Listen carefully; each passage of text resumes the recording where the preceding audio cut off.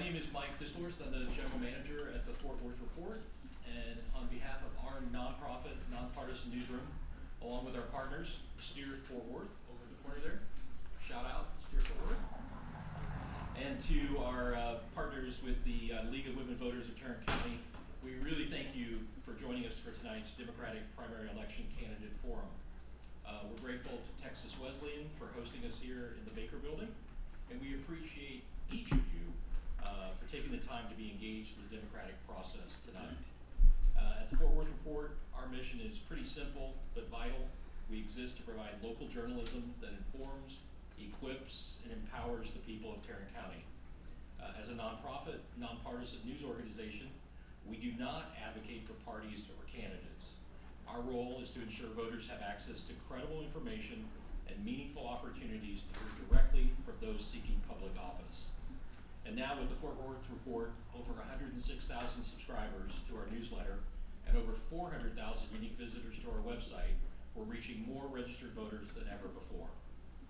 On March 3rd, voters will make important decisions that will shape the future of our county and our state. This evening, you'll hear from candidates in several of the most closely watched and highly contested Democratic primary races. That was from last night. So for those of you who were here last night, sorry. Democratic primary races. Those include the Tarrant County Commissioner Precinct 2, Tarrant County Commissioner Precinct 4, Texas State Representative District 97, Texas State Representative District 98, and U.S. Representative District 12.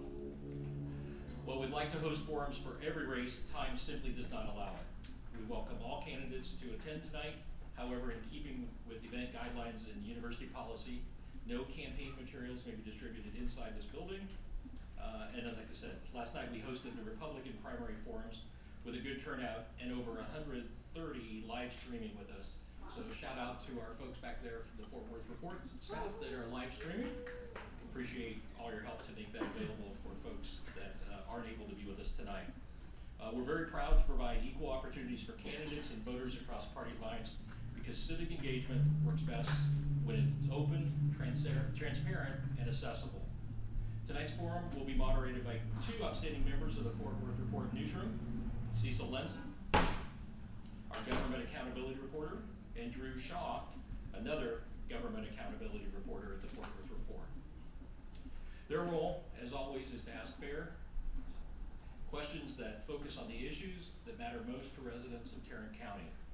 We ask our audience to be respectful of all candidates and fellow attendees. Please hold your applause until appropriate times, and please silence your phones and allow each candidate the opportunity to speak uninterrupted. A civil exchange of ideas strengthens our community and reflects the values of informed citizenship. Thank you again for being here. Your presence tonight demonstrates something important. Democracy depends on participation. An informed voter is an empowered voter. And we're honored at the Fort Worth Report to help facilitate that process as we continue to connect community with trusted local news and information for Tarrant County. Now I'd like to introduce Janet Matern from the League of Tarrant, I really messed this up, League of Women Voters of Tarrant County. Janet.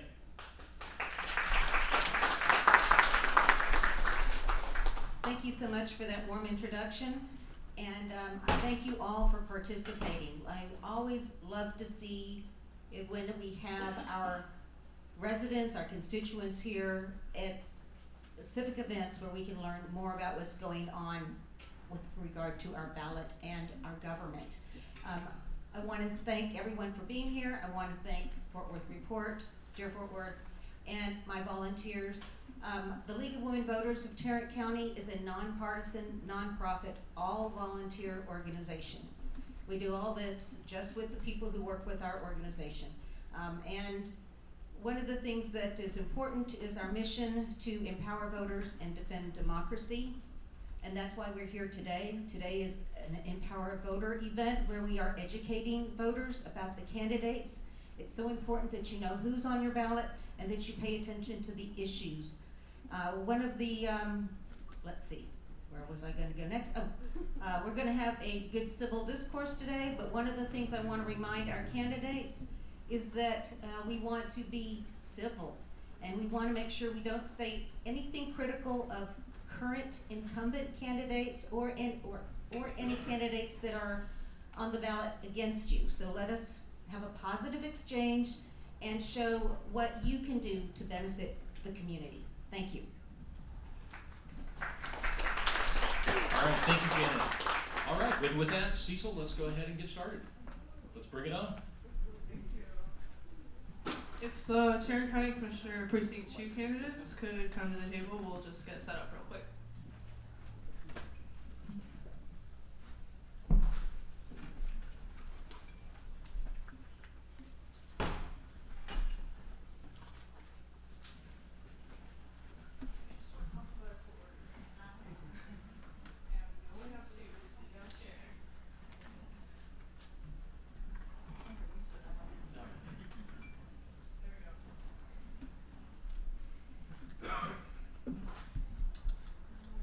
All right, thank you everybody for being here tonight. My name is Cecil Lenzen, and I'm one of 2 government accountability reporters at the Fort Worth Report. Drew and I will be switching off moderating tonight's panels. Tonight we'll be starting with Tarrant County Commissioners Court Precinct 2, but just real quick, we'll go over some housekeeping notes. Candidates will get 90 seconds each for their opening remarks, 90 seconds each for their closing remarks, and 60 seconds each to answer each question. We'll switch off so that each of you take turns going first. Forgive me if I forget though, because sometimes, we get mixed up. But quick reminder about Precinct 2, it covers the southwestern and southeastern portions of Tarrant County. The seat is open as Democratic incumbent Elisa Simmons seeks the county judge seat. Thank you to all the candidates for being here tonight, and we'll go ahead and jump right in. Amanda, if you'd like to start introducing yourself and why you're running.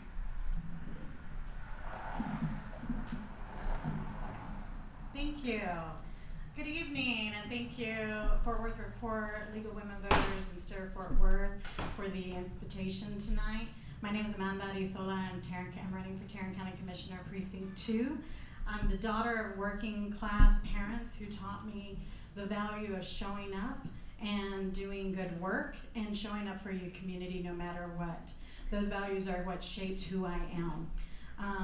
I stand here today, especially for Precinct 2, because of the Black women who were trailblazers and paved the way. Former Commissioner Dion Bagsby, who was the first woman, and also Commissioner Allen, who was the first woman in Precinct 2. Commissioner Allen and I made history together as she appointed me as the first Latina to the JPS Hospital Board. And for the last 8 years, women have held this seat down in Precinct 2, and I'm proud to continue that tradition. My campaign is grounded in 3 C's: competency, clarity, y corazon. I've spent my career for the last 25 years in public health, in local government, and community advocacy. I'm running because I'm experienced, I bring people first leadership, and I believe in leaders that show up, that are accessible, and that will fight for Precinct 2 with heart. Thank you. Just real quick before we move on, gentlemen at the end, if you wouldn't mind moving to the audience. We're on Precinct 2 right now, so sorry. I'm sorry. No, you're totally all right. I'm so sorry. Gabe, if you'd like to go. I just didn't want anybody to get confused. We're all good here. Thank you for being here. And just a quick reminder, I forgot to say, Reed here on the middle is keeping time, so she'll give you a timer when we're at the 30-second mark and when your time is up. And with that, Gabe, if you'd like to introduce yourself and why you're running. We need them to Excellent. stand up when they talk. Stand up. I think if you're comfortable standing up, that's fine, but our rules of the forum do not require any candidates to stand up. I'll leave that in your court. I'll set up the introduction for discussion later on. These mics are pretty good. Well, good evening, everyone. My name is Gabe Rivas. I'm like I said, a candidate for Tarrant County Commissioner Precinct 2, 6th generation Texan and lifelong resident of Tarrant County, and I'm running because Tarrant County is at a crisis point. We have a county right now where we have almost 80 deaths in our county jail from gross neglect and lack of oversight. We have a county government that right now is ignoring the needs of the residents, both by cutting the human services department by ignoring the voices of the Commissioners Court, cutting our meetings down to only once a month. We have a crisis of care in our county.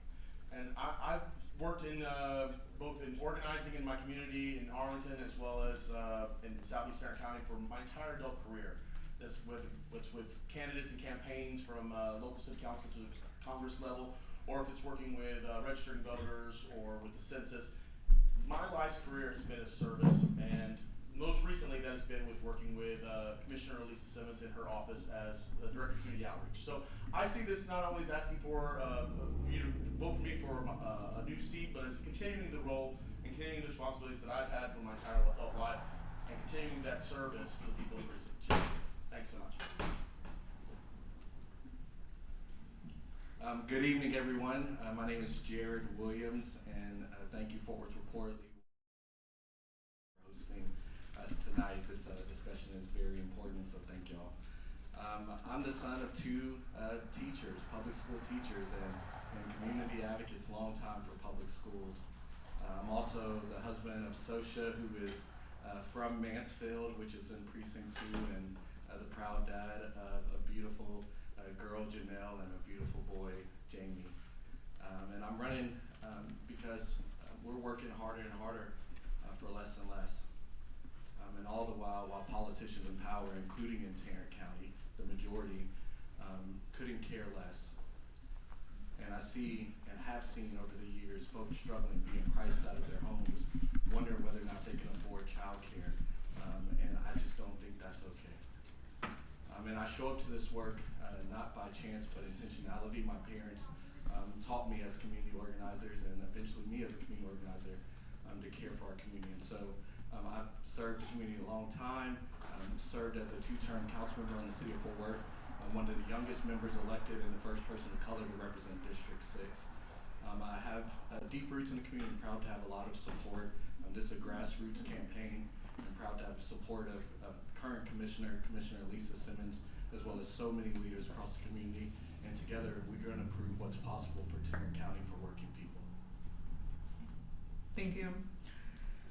Precinct 2 was the focus of a highly controversial mid-decade redistricting that many have criticized as disenfranchising voters of color.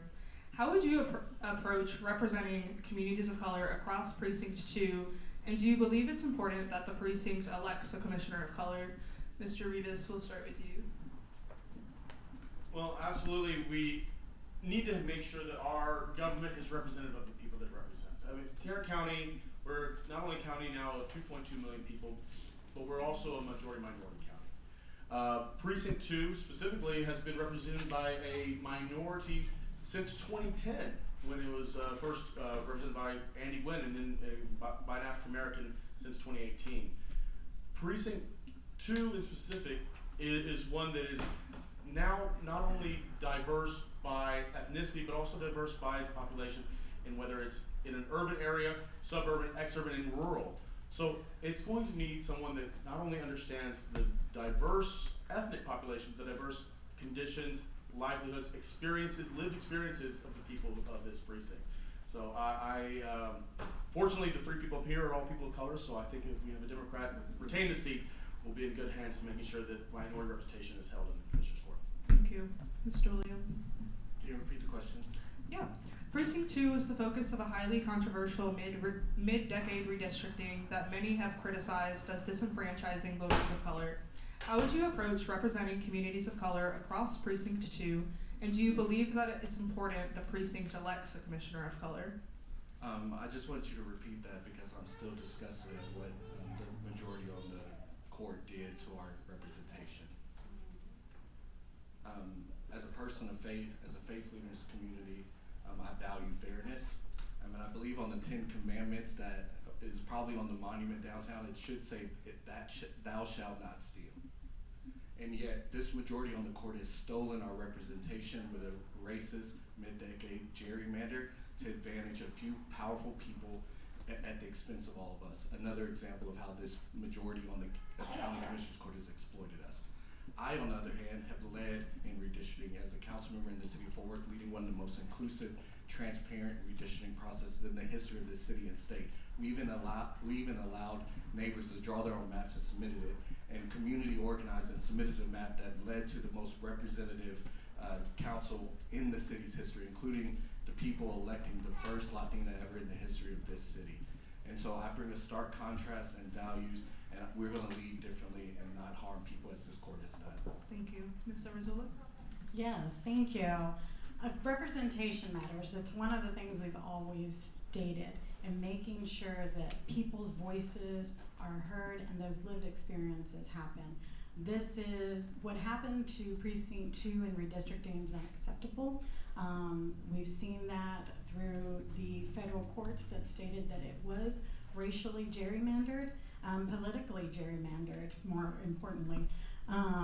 Because of that, it's one of the reasons why I got into this race, because the precinct is so large. I come from Rosemont. I grew up in Southwest Fort Worth, Rosemont Middle School and Odie Wyatt High School, and have lived, worked, and played in Crowley, Burleson, and Hewlin area.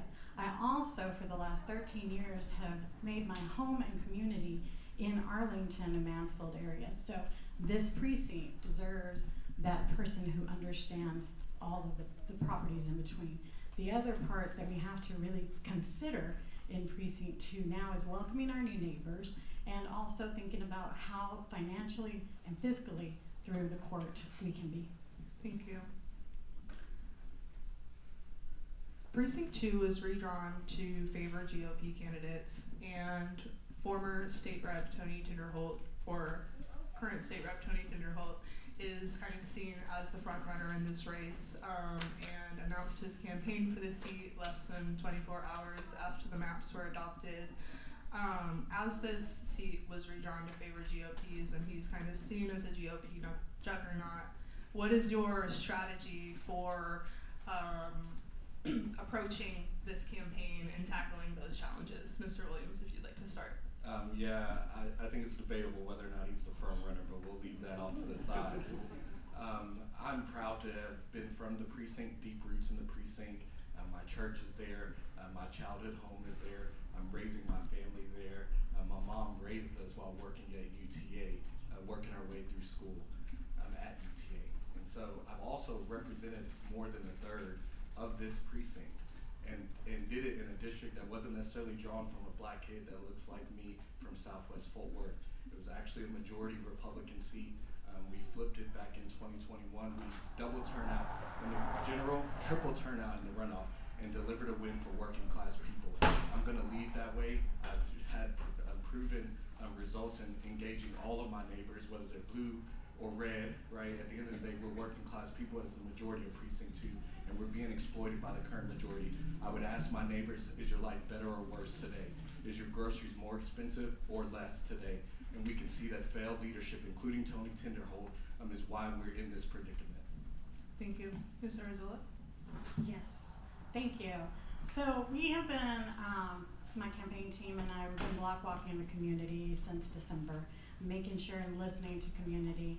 One of the things that I've centered my life on is something called human-centered design.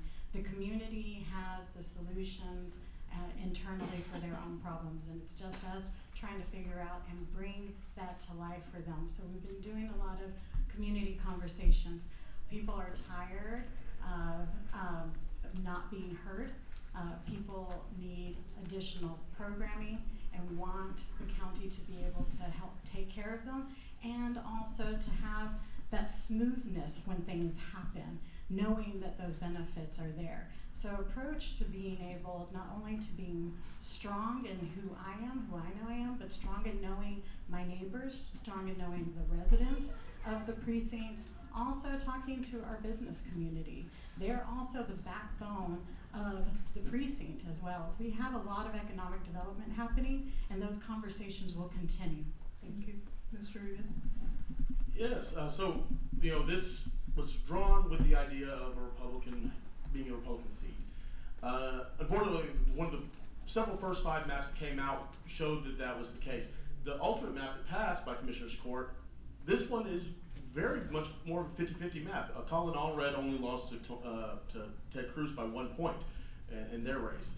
So this is one that's going to come down to outreach to the voters. One that's going to come down to who can make their message clearest to the people that are going to elect them. And if there's one thing that I've known over my career of outreach and field work in Southeast Tarrant County, it's that the people there have no feeling of their connectedness to their current state legislator there. There's a sentiment across, whether it's Democrat or Republican, blue or red, that they have been underrepresented, and there's a record there that can be run on. There's a record that can be ran for any of our candidates that are running on their career and how they've done compared to our Republican opponent that might be possible. Thank you. We've seen Tarrant County residents speak out against the Sheriff Office's collaboration with ICE, and communities of color are fearful in the wake of fatal ICE shootings in Minneapolis and across the country. If elected, what is your role in collaborating with federal immigration authorities while addressing residents' fears? Ms. Arizona. Yeah, so we have been a community since 2017 fighting against 287G, making sure community does not want these particular programs within their community. We do have some federal and state entanglements that have requirements for this, but we can stand up and say no. This is where I'm very, very proud of our communities that are all coming out, because people do not want these policies within Tarrant County. The things that that's under the purview of the commissioner is looking at where those budgeting items are going and how we can push back on those budgeting items. Also protecting and supporting our communities, making sure that funding is being taken into consideration as steps for our communities. This is also where we talk about voting rights. It's all part of our ecosystem. Getting out to vote, opening up more voting locations, making sure that people have the education necessary in order to continue to fight. Thank you. Mr. Rivas? Yes, I'm vehemently opposed to continued partnership with ICE in Tarrant County, whether it's in the jail or if it's street enforcement. One thing we saw last Tuesday's Commissioner's Court is an expanded agreement between the county and ICE, where it came to accepting a SBA state grant to expand their roles, where sheriff deputies act as immigration enforcement officials. There's one thing that I've known working with the community is that public safety and the relationship between the community and those that police our community requires trust. And if there's one thing that's going to break down trust, it's going to be practices and policies that pit our policing and our sheriff's department against the community. People aren't going to be willing to call in to 911 in the unincorporated areas to get a sheriff's deputy out there if they feel like that when they get there they're going to be asking for their papers. And that's going to, at the end of the day, make all of us less safe. And if the point of having a sheriff's department in our jail facility is to keep our entire county safer, this is not the way to do it. So I think with our already limited resources, already stretched thin sheriff's department, we need to be focusing on the job at hand and not doing a federal agenda. Thank you. Mr. Williams? Yeah, I would just say that we need to end 287G partnerships here in Tarrant County. All across this country, we have seen the terror and harm of the practices of ICE on everyday people, working class people in particular, and working class communities. And here in particular, in Tarrant County, we have seen a Precinct 2 resident's family be harmed by these detrimental, harmful tactics in the Tadabishi family. And we need justice for the Tadabishi family. But more than that, we also need to make sure that we are not further allowing for human harm and human suffering at the hands of exploitive political maneuvers, weaponizing militarized forces en masse, terrorizing our community. That is not okay. And as a council member, I've stood up time and time again against stop and frisk policies, from the cruising ordinance to the curfew ordinance, and I will continue to do that as your next Tarrant County Commissioner. Thank you. Tarrant County's jail has seen more than 70 deaths since 2017. If elected, how do you see your role in ensuring accountability and transparency in the jail and preventing such deaths? Mr. Rivas. Great. Positive. I was trying to figure out this. I warned you that we were Counting on gonna you. try. Yeah, no, I'll start. We in Tarrant County we have, and really across the country, we have a problem with over-incarceration. In Tarrant County, that looks like people being in the jail that should not be there. We have too many people who should be seeking mental health care, physical health care, JPS, should be being bailed out who aren't getting out. We reduced our jail population during COVID because it was necessary and put ankle monitors on people and let them be at home. When COVID ended, for the most part, we ended that policy. And there's no reason why we can't have people awaiting trial at home. Our rates of no-shows coming back to trial are very, very low. People on intake, we need to be able to make sure we professionalize the intake process so that people needing mental health, people needing physical health, aren't sitting in a jail cell who the only person checking on them is someone who works for the sheriff's department. We need to be able to professionalize these so that people aren't dying in our jail cell. We have a humanitarian crisis that is turning into a physical crisis when it comes to the lawsuits that we're going to be seeing more and more of. Thank you. Can you read the question again? I want to make sure I answer it fully. Tarrant County's jail has seen more than 70 deaths since 2017. If elected, how do you see your role in ensuring accountability and transparency in the jail while preventing such deaths? Yeah, so the County Commissioner's Court has oversight power, and I think it's important that we exercise that with this crisis. It's not okay that more than 70 of our neighbors have lost their lives in the care of Tarrant County jail system. Furthermore, we need to really have a courageous conversation about the punitive nature of our incarceration system and how it's creating a bunch of harm in our communities, including mass arrests, including mass incarceration, including criminalizing everyday issues that all of us experience. It's not a crime to experience homelessness, and yet we use the jails to fix that. It's not a crime to experience mental health trauma, and yet we use our jails to fix that. It's not a crime to experience poverty and can't afford bail. And so we need to reform all of that using our oversight and policy making power, as well as investing in our community. Community safety requires community investment. And so if we want to reduce the population in jails, we need to address all of the divestment and underinvestment right here in Tarrant County that's harmed working class communities and families. Thank you. Ms. Arzola? Yes, I agree with many of the things I think we can all agree on. The unacceptable nature that's happening right now in the county jail, the unaccountability that they feel, that the sheriff feels that he has, and granted, he's an independent elected body and has the ability to run the jail, but we do have oversight, especially as county commissioner, and looking at the budgets. Not only the general budget, but also the special budgets that have for the county jail itself. How is that money being utilized? How are we preventing? I am a large proponent of diversion programs. They work.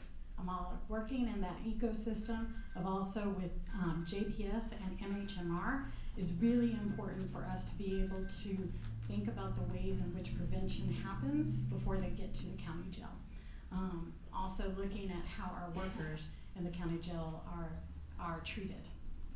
We have to be able to have cultural competency and have humane treatment within our county jails, and that includes independent oversight. Thank you. We're just about out of time, so now I'm going to ask each of you to give your closing remarks and why you see yourselves as the best candidate for this race. Mr. Williams, we can start with you. Absolutely. It's been a privilege having this conversation, and I love these two dearly. We've been friends a long time. This election is about November.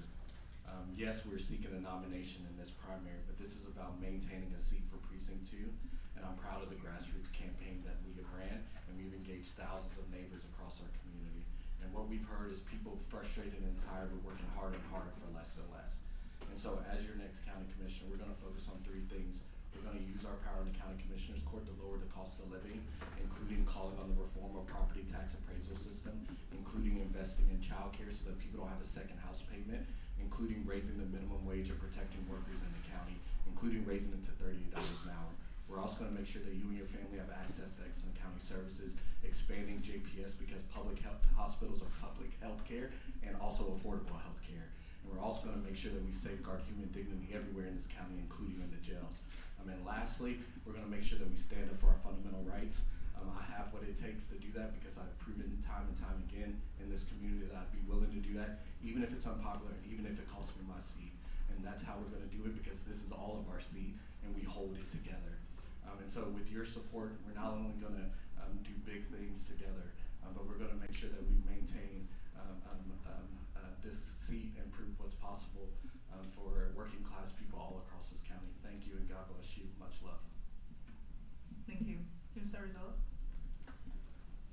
Thank you so much.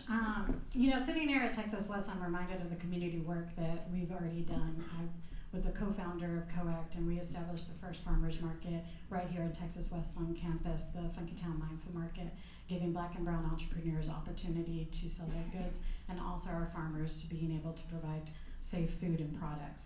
I grew up in this area. I live in Arlington, and the way that we take care of each other is amazing. The way that I'm part of the community, been with the community, and that's what is going to win us in November. Also, making sure and understanding and driving out our voters to be able, because they're tired. I'm tired. I'm tired of being neglected. I'm tired of my voice being taken away, and so that's the way that we continue to galvanize individuals. We have to remember that we have this big job to do, that this seat has to stay as a Democratic seat, and also representation as a woman-centered seat, as Commissioner Simmons has done here before. I made history before as the first Latina vice chair to JPS Hospital, running a $1.6 billion hospital, keeping that oversight, making sure people were accountable enough to where my peers elected me into that position, which included Republicans and Democrats and all the same. We have to do that. We can make history again. And so I humbly ask for your vote. Amanda Arisola, Precinct 2. We're gonna take care of each other. And follow me at amandafortarrant.com. Thank you. Thank you. Mr. Rivas? Thank you. Thank you to Fort Worth Legal and Voters, Steer Fort Worth as well for a great forum tonight. We talked a lot about not only the what's, but the hows that we're going to do that, and appreciate all those questions. I feel like Precinct 2 and Tarrant County needs a commissioner that understands that not only these issues are financial ones, they're issues of policy, but they're issues of morality. And I feel like I'm in a perfect place, perfect position of having been in the community, knowing the people that are reliant on our county government to getting it right, relying on our county government to reach out to them and make sure that they have what they need to survive. Reach out to them and make sure their roads, their bridges, their infrastructure, their right to vote is protected. Combine that community outreach experience also with being in the halls where it happens, being in the courtrooms, being in the courthouses where we have the department heads, department leaders, where we can get some real solutions done. And that's really what our community is counting on. It's counting on our leaders, our representatives delivering some real solutions. And so I feel like the institutional readiness that I display is something that is unique in this position, where I'll be able to show up on day one and deliver for the people of Precinct 2. I'm Gabe Rivas. You can find me at GabeRivasForTarrant.com. I'd love to talk with everyone and make sure that we are bringing better solutions for the people of Tarrant County, so that every resident can feel seen, heard, and served. Thanks so much. Thank you again to each of you for participating. We're going to do a really quick shuffle before the next panel. One of our candidates is joining remotely, so give us a few minutes to set up that Zoom, and then Drew is going to pop up here to handle the next two panels. But thank you each again for coming.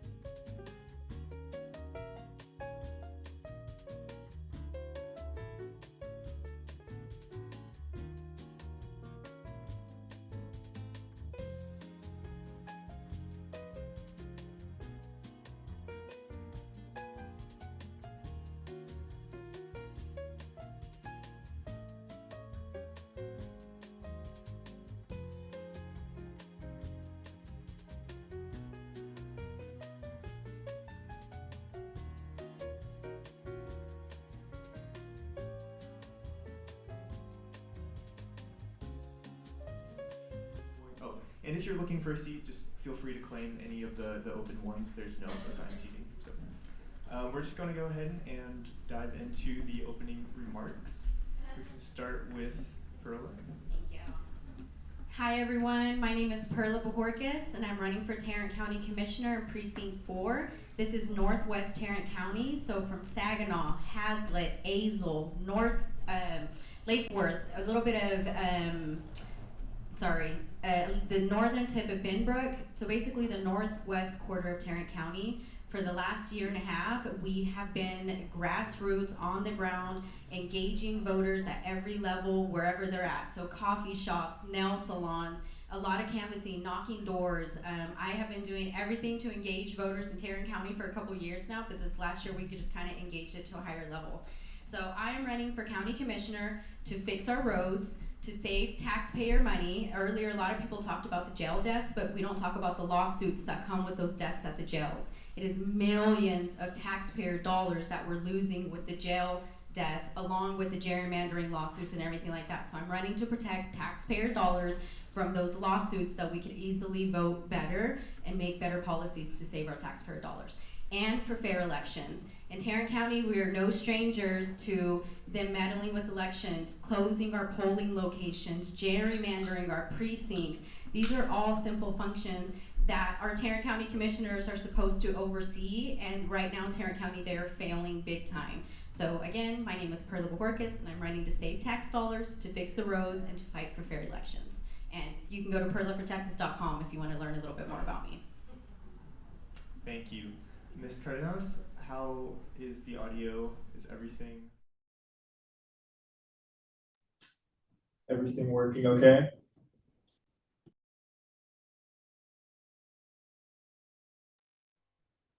Is it my turn? Can everybody hear? Can you guys hear me? Testing. Great. Yes. Yes. Go for it. You have the floor.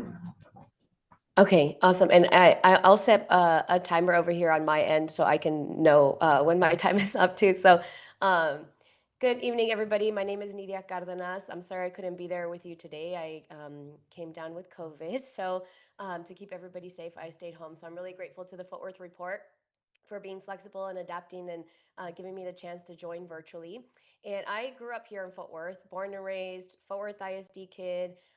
And service and community has always been really important to me. I'm a first generation Mexican American, so my parents, they moved to the US and they built community for us here through church, through schools. And so I always took those values of the importance of community, of respecting and valuing the humanity of every person, everywhere sort of that I've gone in my journey.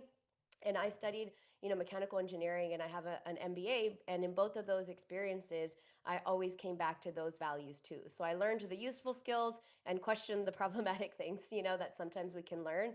And I'm here tonight because a year ago I started attending commissioners court meetings and seeing absolutely the decision making that does not lead to good decisions, that doesn't follow good research practices around decision making. I saw a listening problem where they give us the opportunity to speak because they have to, but they keep cutting those opportunities, and they also just watch us speak and not actually listen. And a culture problem at the county where our county staff don't feel like they can speak up and challenge what's going on and use their expertise. And the county is responsible for really complex systems, as you've heard, our jails, our public health system. So we need somebody who can come in and be a culture changer and also listen to community. And that's what I want to do. Thank you. We'll just dive into the first question. Yeah, I think the audio works for everybody, right? Yeah. Yes. Nidia, were you able to see the timers okay? No, I can't see the timer, but I'm using the Zoom app timer on myself. Okay. I think that works. Yeah. So I think I was in the time. Was I in the time, Michelle? Yeah. Yes, you were.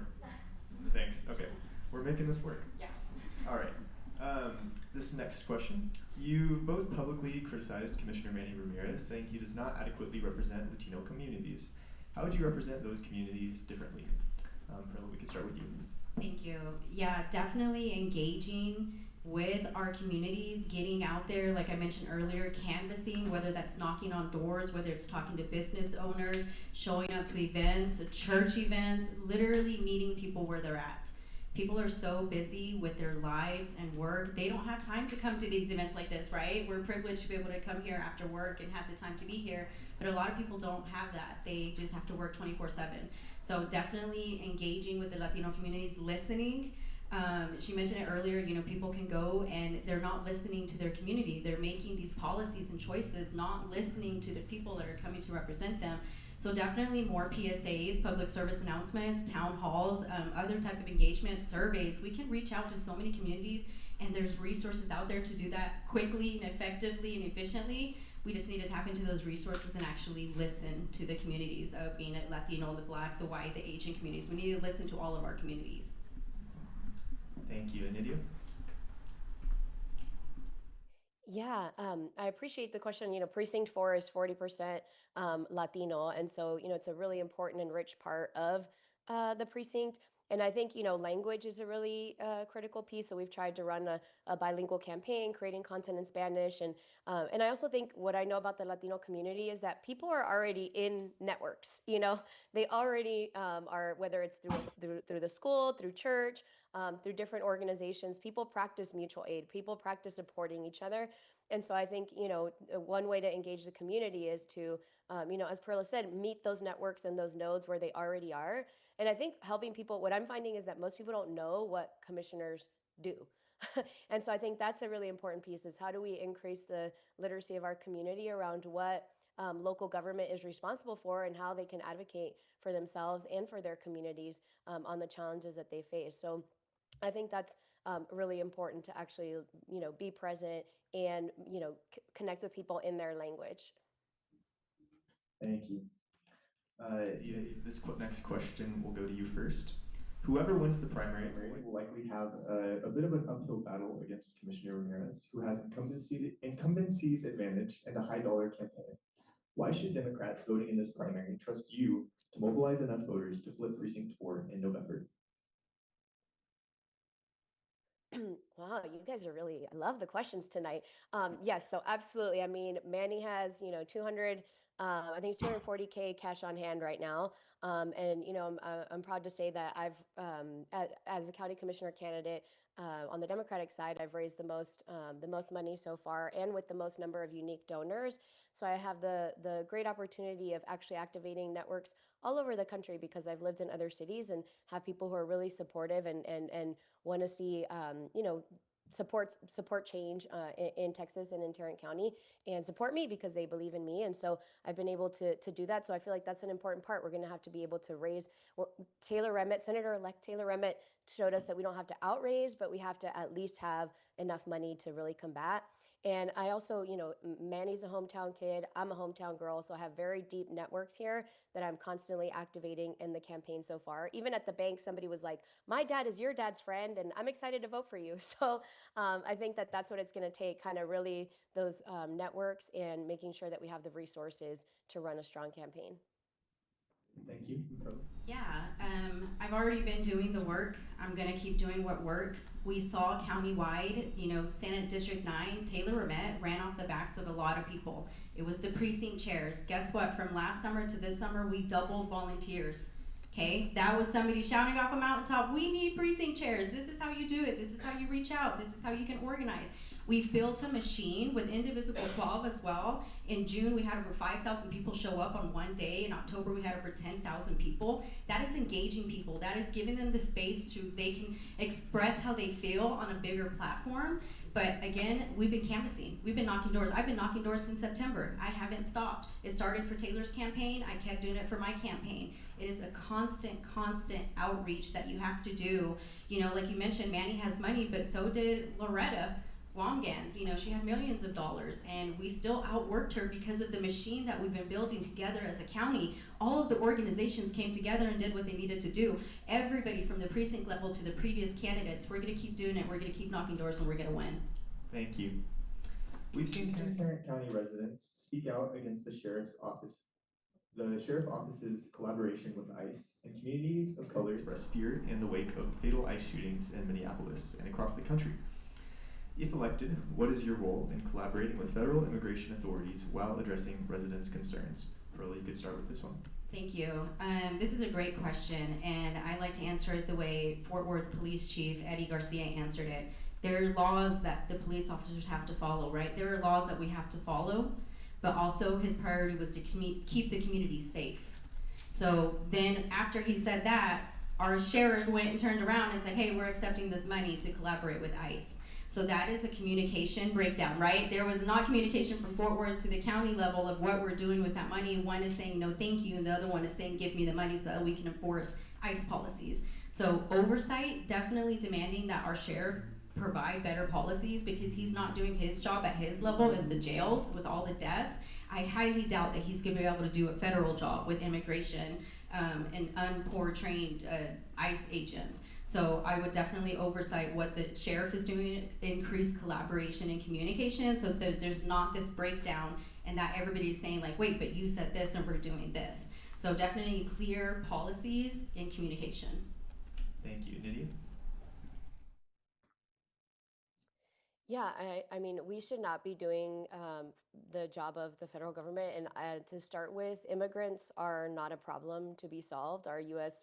economic and foreign policy is. But since I can't solve that as a commissioner, then what I can do as a commissioner is make sure that we're pushing back and we're doubling down on supporting our immigrant communities. So I know that their state the state kind of is forcing this agreement upon us, right? In the last cycle, they passed Senate Bill 8 that's requiring, counties to participate in a 287G program.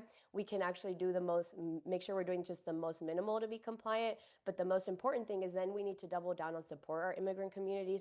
Harris County, Bexar County, they have immigrant legal defense funds as part of their budget. So they recognize, we want to support our communities, and we want to be very clear about how our immigrant communities are an important and enriching part of Tarrant County. And I think I also just want to make sure that I mention that if we have the majority on the commissioner's court and we elect a new attorney general and a new governor, then that policy that passed last cycle, they will choose not to enforce it, and we won't have to worry about this, and we'll completely cancel our partnership with ICE. And so that's what I think we need to work towards, making sure we're winning all these races. Thank you. Tarrant County's jail has seen more than 70 deaths since 2017. If elected, how do you see your role in ensuring accountability and transparency in the jail's operations and preventing such deaths? Nydia, you can start. Well, day one, we can reverse this week's county commissioner decision to not allow for sheriff reporting during the during public comment commissioner court meetings. So that could be an immediate thing that we can do when we have the majority on the court. But I think, other candidates have mentioned this today, that we really need to stop criminalizing poverty and mental health. Like 1 in 3 people in the Texas jails, that's the estimates of people who have mental health issues who the jail is not equipped to support.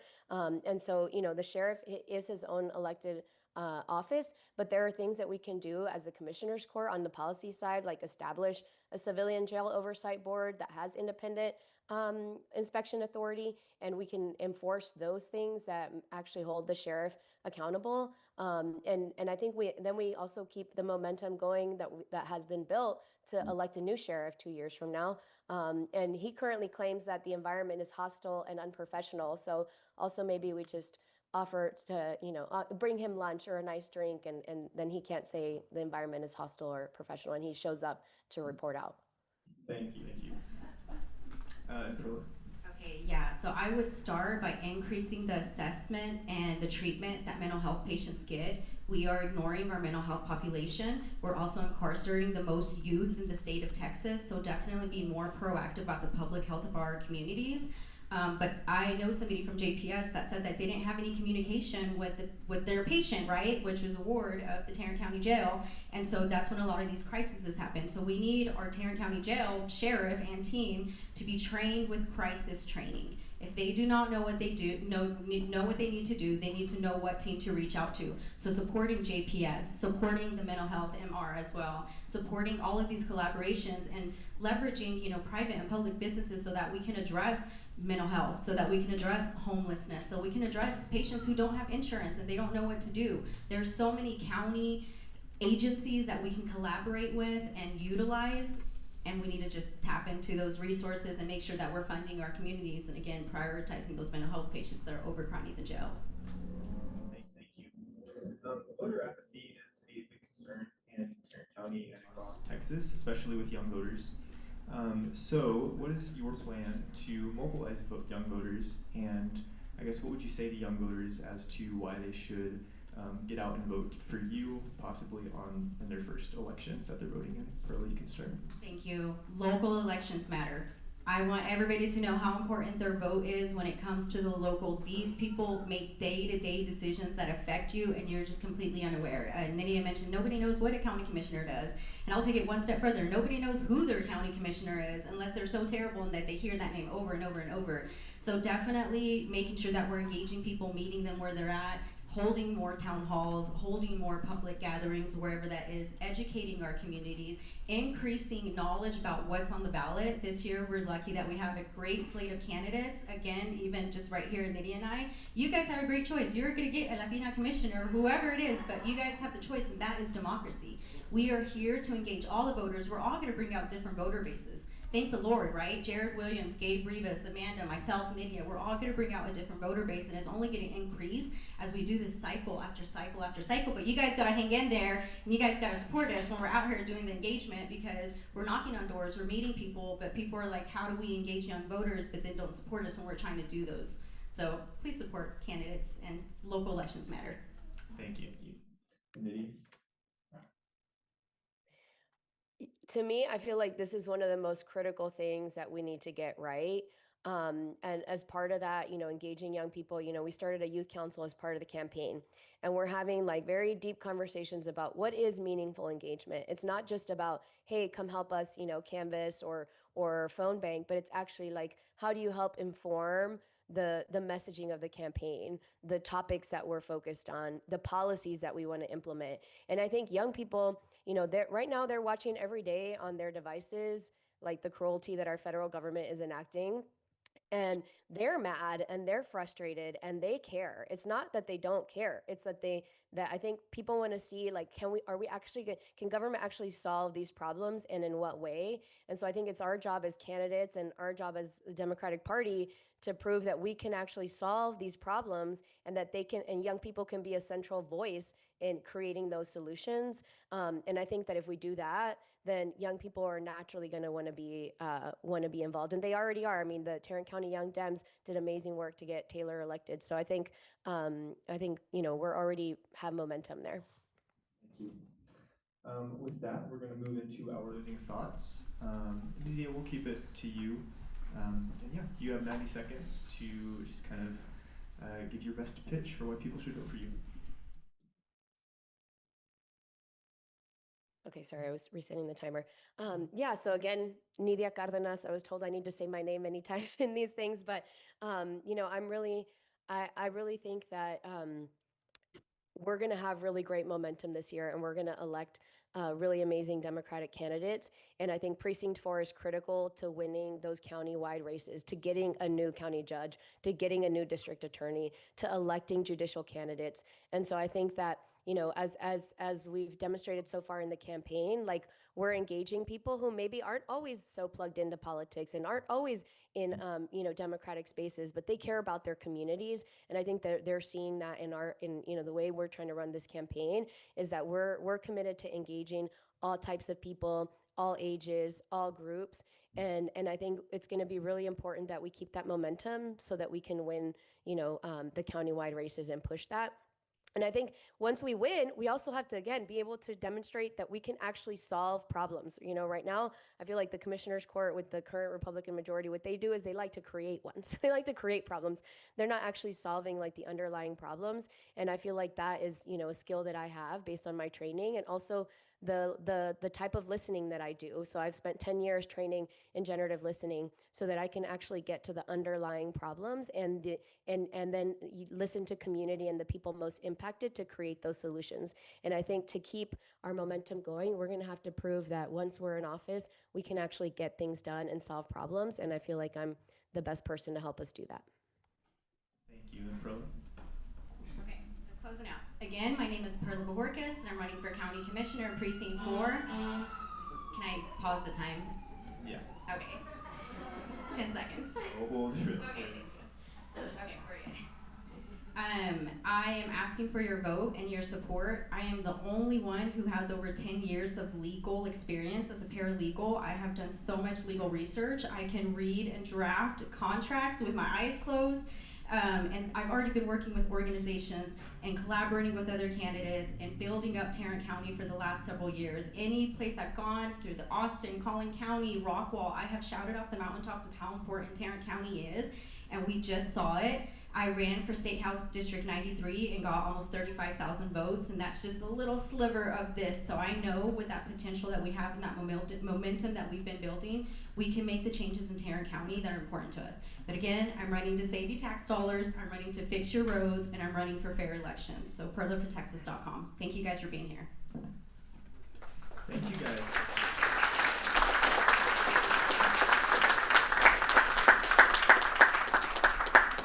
All right, we're gonna have a bit of intermission again as the candidates for House District 98 and Congressional District 12 come up. Yeah. Thank you so much, Perla. And Nydia, if you're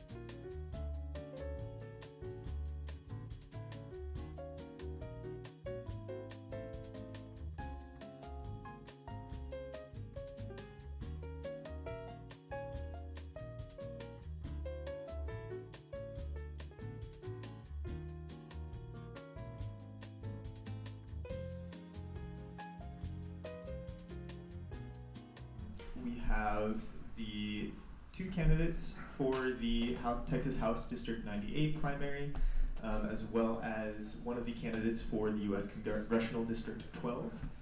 Her opponent could not show up today, so we just figured we might as well combine the panels and get as much exposure to the candidates as possible. So we're just gonna jump into it, and again start with opening remarks.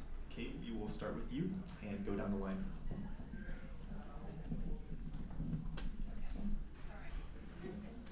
Good evening, I am Kate Brennan, and I am a candidate for State House District 98. I wanted to say again, like my colleagues earlier, thank you to the League of Women Voters, Fort Worth Report, and Steer Fort Worth for hosting this event. It's really a pleasure to be here, and so I'm really bad about going over, so I'm gonna get right to it. So why am I running? When I woke up that day in 2016, I thought, oh my God, what just happened? Trump just got elected. And you know, since then I've become increasingly, like all of us, concerned about democracy. And you know, a lot of my family, they don't understand that. A lot of people don't understand, you know, democracy, that's something you learn in school. But I decided that I needed to do something about it. I am a precinct chair. I'm a committee chair with Tarrant County Democratic Party, but I really wanted to step up and do something big. So the big thing that also I'm very concerned about in Texas, but then nationally, but mostly in Texas because of Abbott and some of the administrations, our loss of personal freedoms. And that goes anywhere from banning books to abortion to LGBTQ rights. And so that's really why I'm running, is to restore what I call our true Texas values. Wasn't perfect when I was growing up, but we appreciated our diversity. Thank you. Thank you, Aaron. Hi y'all, my name's Aaron Hendley, and I'm running to be your representative for HD 98. HD 98 is made up of Keller, Southlake, Westlake, Colleyville, Grapevine, and about half of Euless. For me, I like to introduce myself. I'm a McDonald's worker and former janitor, which I know, not the typical background for a candidate, but my life story is not typical. I was born into the middle class. My life was filled with stability. That is until my dad worked himself to death because he was so stressed out trying to provide for us. He was the breadwinner, he was an IT consultant for corporations. So after his death, my mother and I struggled constantly for years trying to afford a home in Keller. We managed to make it by with the kindness and donations of others. But during this time, I was diagnosed with ADHD, depression, and autism. So I required health insurance, which I'm sure you know is completely and utterly unaffordable. We skip to today. I am running because I am sick and tired of watching suburbia, people living there who are making anywhere from 80 to 300K a year, struggling constantly. We deserve housing we can afford. We deserve health care for all. And we deserve an education system that actually fully funds public schools, gives teachers a living wage, and college that is tuition free. Thank you. And Helly? Hi everyone. Thank you all so much for coming and being here. And I also want to acknowledge that we're on Kickapoo and Wichita and Comanche land. So we just want to remember the sacrifices that have been made here in Fort Worth. And my name is Helly Rodriguez-Perlman. My legal name is Angela, but most people call me Helly. I'm a working mom and entrepreneur from Stephenville, Texas, but my mom and grandmother and all my cousins all grew up in Fort Worth, so I was living up here basically too. And like I said, I'm a working mom and entrepreneur, and I'm just trying to get us universal health care, universal child care. It would bring our economic situation, because again, the costs are too high. They're just too high. So if we had universal health care, all our health care that's dental, reproductive rights, that is mental health, and universal child care paid for by billionaire taxes. there's 300 billionaires in this country who are buying all of our elections. They're the ones who are funding genocide. These are the same guys who are allowing chatbots to harm our kids with no regulations. And they're buying, again, think that they can just, with impunity, break laws. And so they must pay. And they can pay for our healthcare and childcare. So yeah, I'm just trying, those are my main things that I'm fighting for, but there's a million different things. Like again, our public school teachers should get paid at least $100K a year. We need to abolish ICE. We need to do just basic stuff for our families here forward. Thank you. Both House District 98 and Congressional District 12 are historically ruby red, and the winners of these primaries will likely be up against high-profile and well-funded GOP candidates. What is your strategy to mobilize voters to flip the seat in November? Aaron, you can start. My strategy is the fact that we need to run on a bold platform to actually get people excited and go out to vote. We need to work with the infrastructure that was built by Taylor Remit's campaign. So organizing with the many precinct chairs we now have, organizations like Young Dems, Women's Club, AFL-CIO, Northeast Democrats, and by working together and actually canvassing and talking to voters, we can actually win, because we do not need billionaires to help fund our campaigns. We can rely entirely on small donations from working families rather than being bought and sold by billionaires. Thank you, Helly. I said thank you, Helly. No. Thank you, Aaron. Now to you, Helly. Yes, so the way we flip the seat is just like we did with Taylor Remit. We have been working, and even like Perla was saying earlier, all these different orgs, we have been canvassing, knocking doors, showing up to places like laundromats, at tumbling gyms, getting where people are. We've been doing the same thing in Texas for 30 years, trying to get, and hadn't had success, but this does. Talking to the community members wherever they are, and that's how we win. It doesn't have to do with money. Yes, we do need money, so please go to hellyfortexas.com and give me some money. I would love that. But in general, it's not money that wins elections. It's like the heart that all of us have here in Fort Worth, and we're not doing the drama. We're not doing, again, a lot of us candidates, we're here to support one another, not tear each other down, and again, try to just solve problems, and that's what works. Yeah. Great, thank you. In order to flip the seat, it's an open seat, but in order to flip the seat, I was really encouraged that the Fort Worth Star-Telegram did endorse me, but there was one word they said in there.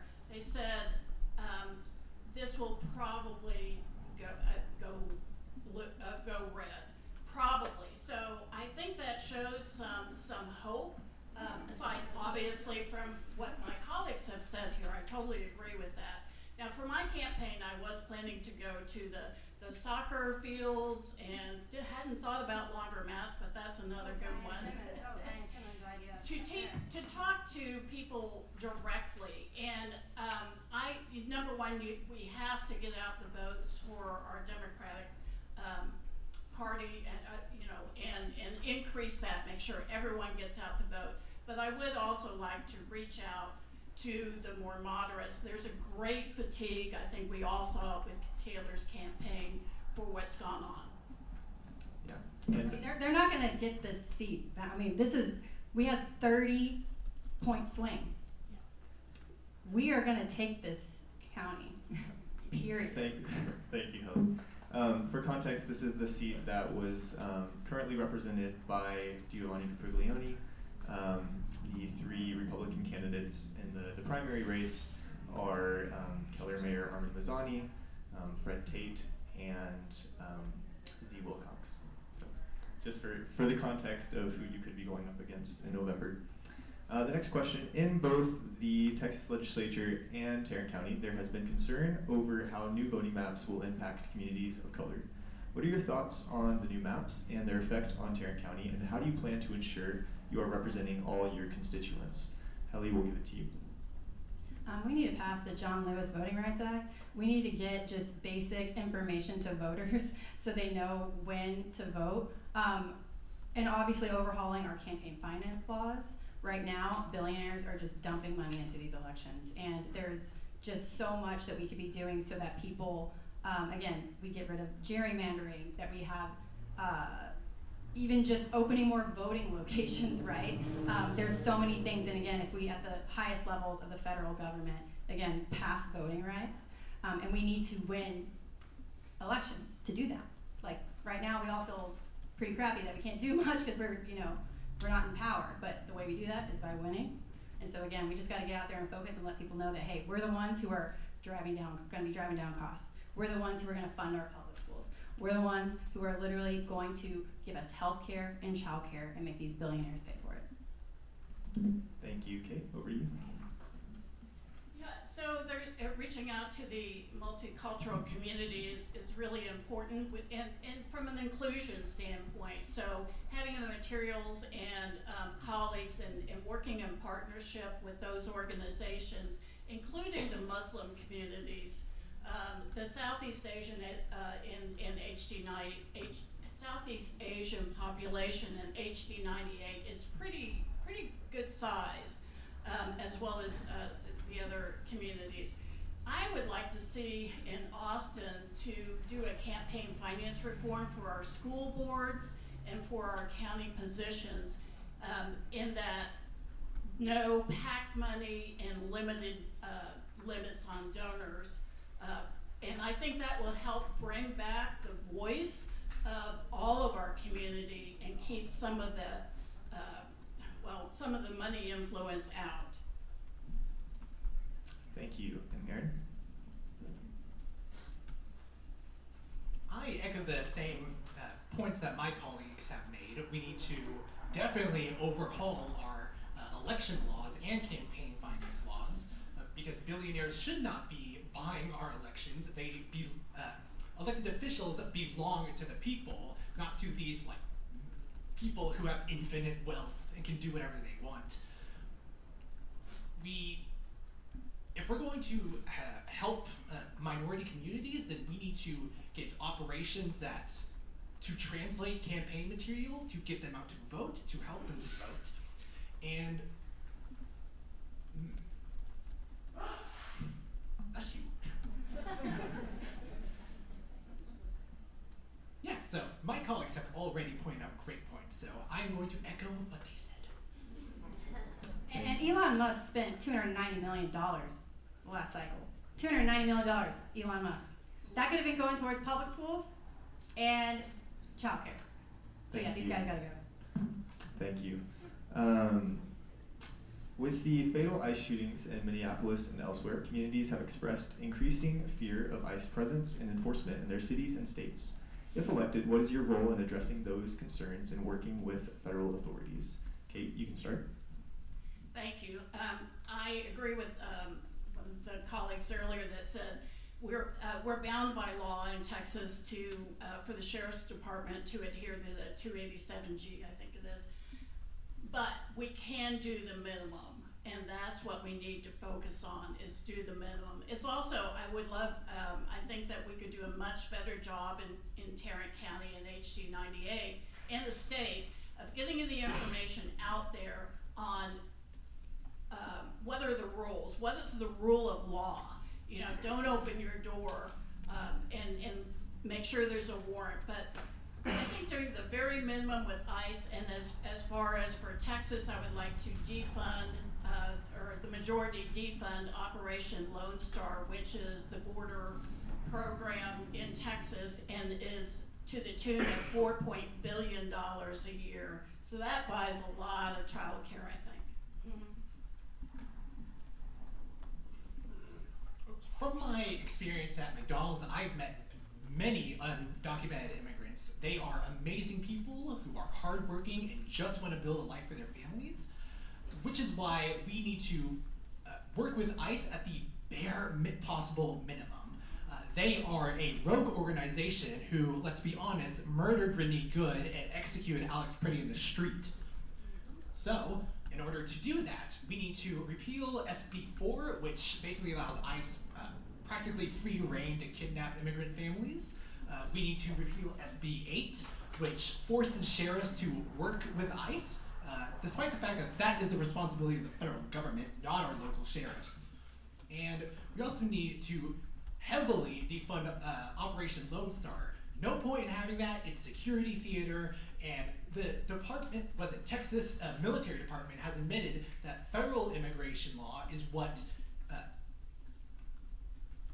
affects border crossings. Thank you. So yes, number one, we absolutely need immigration reform. That just seems so obvious. It shouldn't take more than a year to go through these systems. That should just be basic. But when it comes to ICE and Border Patrol right now, like, I don't understand how we can come back, how ICE can reform itself, how it can be changed when you have this much dehumanization. So in my personal opinion, I will be trying to abolish ICE and prosecuting the worst of the worst offenders. And we can create something different, again, with a reformed immigration system that is fair. And on top of that, even just the, I don't know if y'all saw how El Paso's airspace got shut down briefly. They were playing around, Border Patrol was playing around with some laser guns, and they were shooting at a balloon that they thought it was a drone. It was a balloon. So, like, this is what they're spending our money on, and again, wasting our time. This could be going towards, again, paying childcare, paying healthcare, and yeah, treating all Americans as Americans. Like, it's just common sense. Thank you. Again, voter apathy is a big concern across Texas and Tarrant County, especially with the younger generation. How would you approach mobilizing young voters, and what would you say to them as to why they should vote for you? I forget who started last time. I think it was Kate. Okay, so Aaron, over to you. Let's go into actually why they are disenfranchised and don't want to vote. It's because for years the Democratic Party has refused to run on legitimate change. They've decided to, run for the status quo rather than actually changing things. And now with the wins of Taylor Ramett and people in other states like Zoran Mamdani, it's obvious. People want change. They are hungry for it. And that's what my campaign is, change. We need to change healthcare, change housing, and change education so people can actually afford to live here and be proud to live in Texas. And to get young people out to vote, we can work with organizations, obviously, like Young Dems, canvassing operations, and let them know that this isn't the same thing anymore. We can convince them, get out to vote because we are fighting for real, legitimate change. Thank you, Helly. So, like Aaron was saying, that we've been running milquetoast candidates who are not willing to speak truth to power, and we absolutely are tired of it. And the way you change apathy, I mean, I've been, going to places in Parker County and Weatherford where, because that's our congressional district 12 goes all the way to Weatherford, by the way, guys. And out there, I'm talking to all kinds of people, Republican, Democrat, and every single one is like, no one ever comes to talk to us. Ever. And just the fact that we're showing up is like game changing. Because again, they're all suffering from healthcare and childcare costs. Our public schools, our rural hospitals can't even give epidurals. Like, women are leaving the state.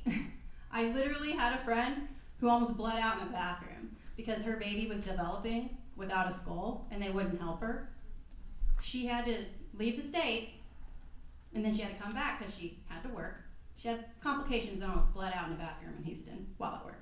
Like, this is why it's so important to have people in office who are paying attention to these things and making change and speaking truth to power so we can have just the basics here, our freedoms back in Texas. Thank you. Kate. Yeah, thank you. Voter apathy among young people is a huge problem. And in young adults with families too. I mean, I was there at one point, so I can relate. I didn't get politically active until my son was older. So we need to go where the young people are, and I think the issues today are affecting them. And now suddenly, but they're becoming more aware. Okay, affordability is my pocket, And so it's using really plain language, not dumbing it down, but using very plain language, and all of us in the party, in the county, to stay on that message, to say, I know it's affordability, I know you have a problem with healthcare. This is what I'm going to do when I get to Austin to improve that situation, but you gotta show up. And we gotta show up where they are, at the soccer fields, at the gym, at bars and restaurants, you know, wherever they are. Show up with our message and do that. All right. This is the second to last question. Ellie, you can start. How would you approach bipartisan collaboration? I mean, we are all humans. Parties are mattering less and less because both of them are extremely corrupted. And again, in the Democratic Party, there's reform happening in Texas. You know, we have some new leadership in Texas, but we still have just a system that doesn't make it easy for folks. And so, repeat the question so I answer it all? Yeah, how would you approach bipartisan collaboration? Bipartisanship.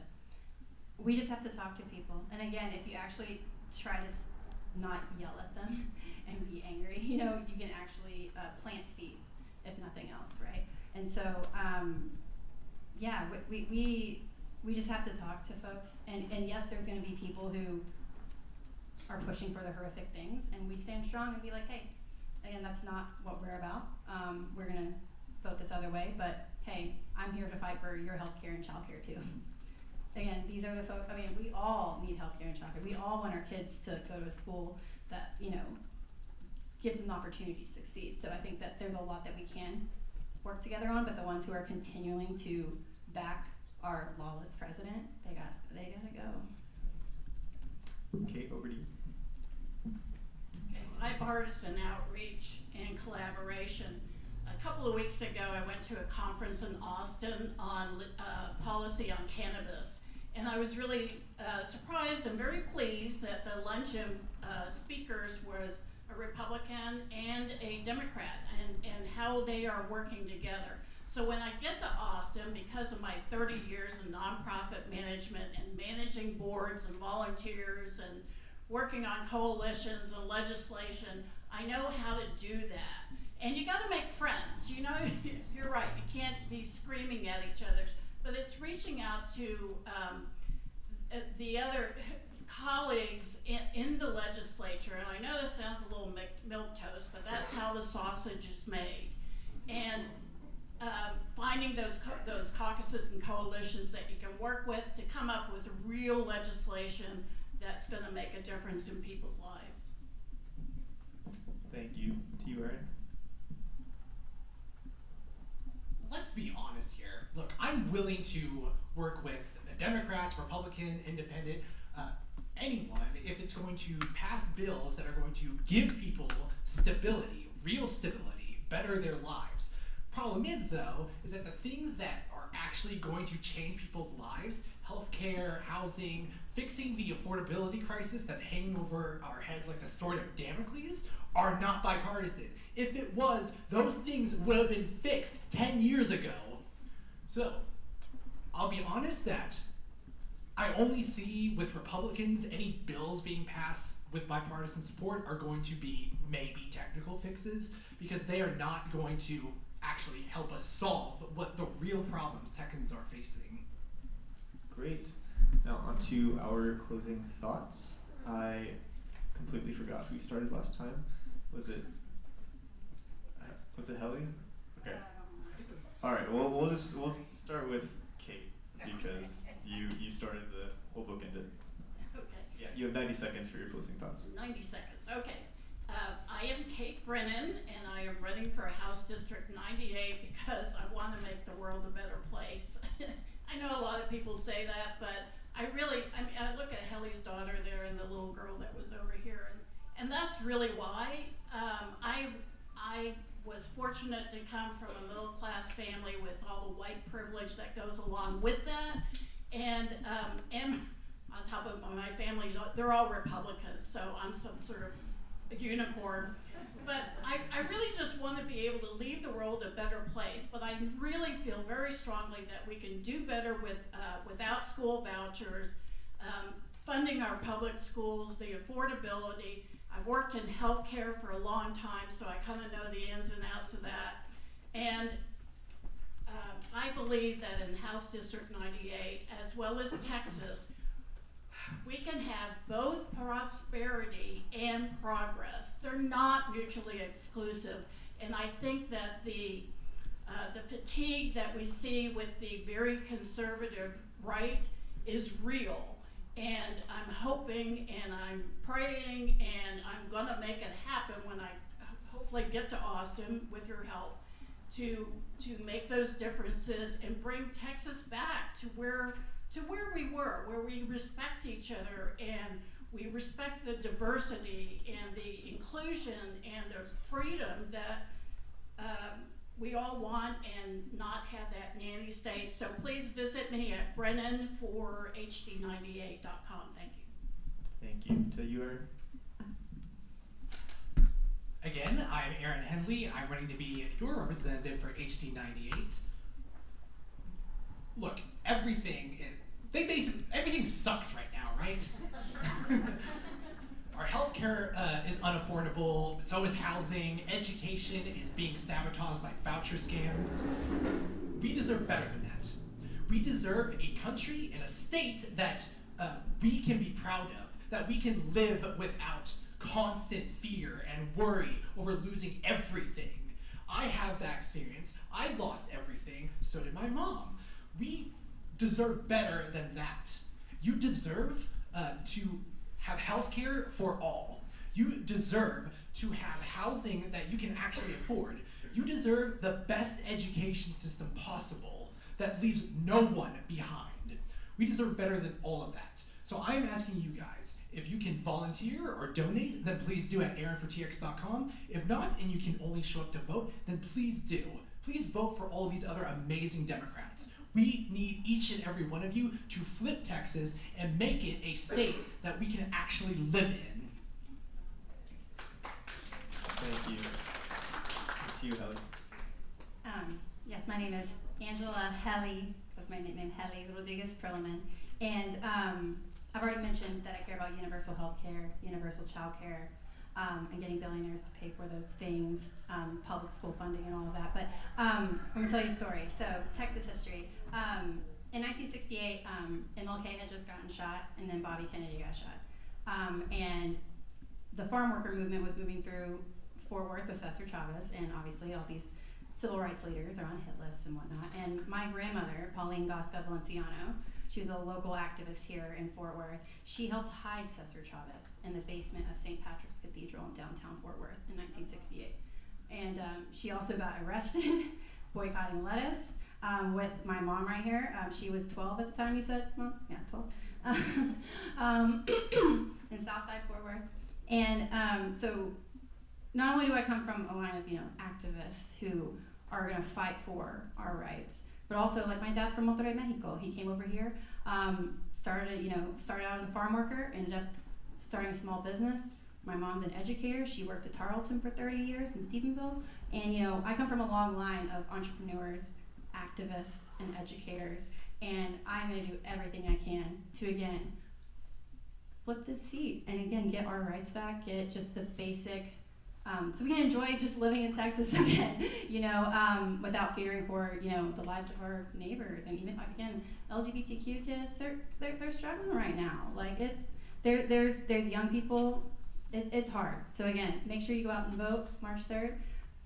Go to helifortexas.com. If you have moolah, send it. If you don't have moolah, don't. If you don't have moolah, keep it. Take care of yourself. You can't help anyone else if you're not taking care of yourself. But if you have moolah, go to helifortexas.com. Please give it. And then, vote March 3rd. Or February 17th. Yeah. Great.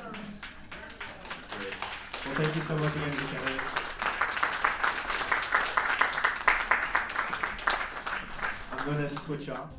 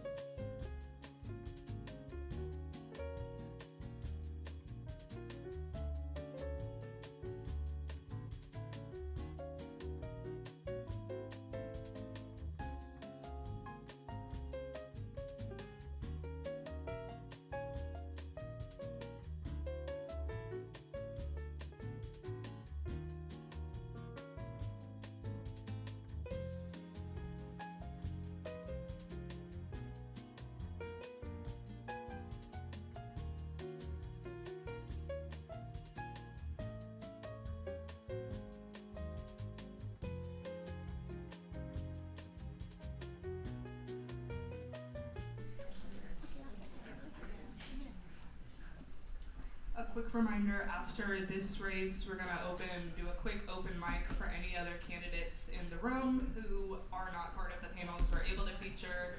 We're looking to give everybody, the other candidates 1 to 2 minutes just to give an open mic moment, depending on how many of y'all are here. But without further ado, we're gonna jump into Texas House District 97, which represents parts of Fort Worth, Benbrook, Crowley, and White Settlement. 3 candidates are seeking the Democratic nomination to challenge GOP incumbent John McQueenie in November. And we'll jump right into it. Each of you are gonna get 90 seconds to introduce yourselves and why you're running. Beth, we'll start with you, and then we'll just go straight down the line.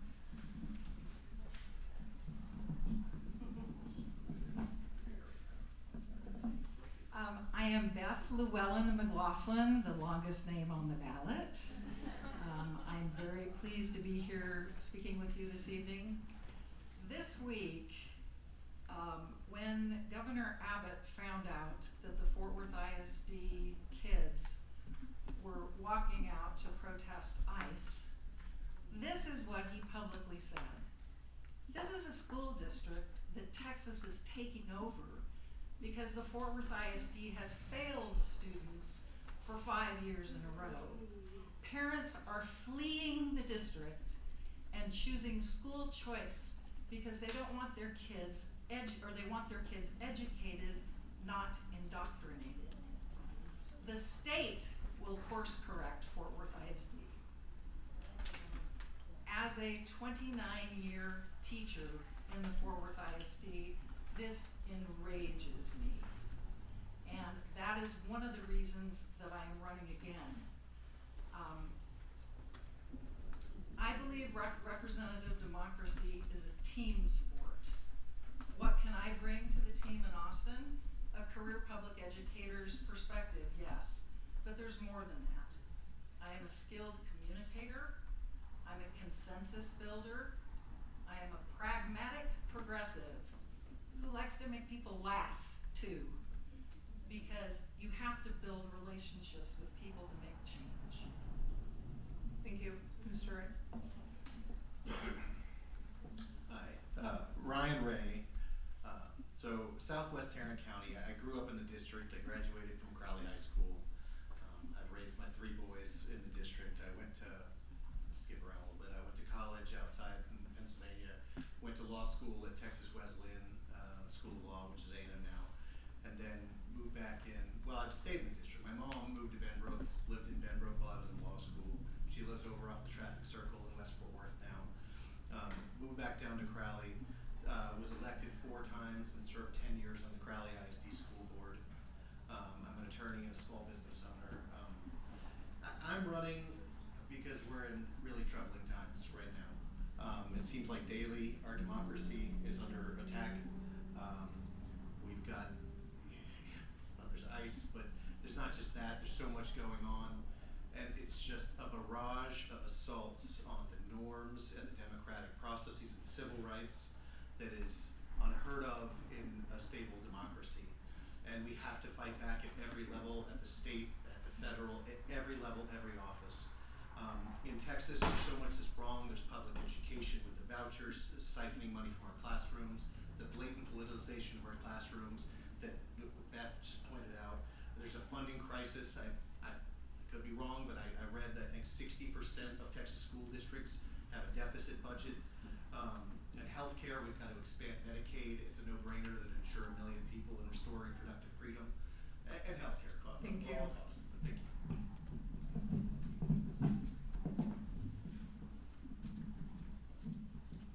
Hi, I'm Diane Simons. I'd like to just stand up so everybody can see me in the back, because I like to actually be able to see eyes as well, because I think you can read a lot of things in people's eyes. And what I want you to know why I'm running is because people like you. You know, I know what it's like to have money, and then I know what it's like to become disabled and not have any money. I know what it's like to be on a fixed income. I know what it's like to have to choose medicine, or do I eat this week? I know what it's like to be looked down at because of the way I look or because of a relationship I once had.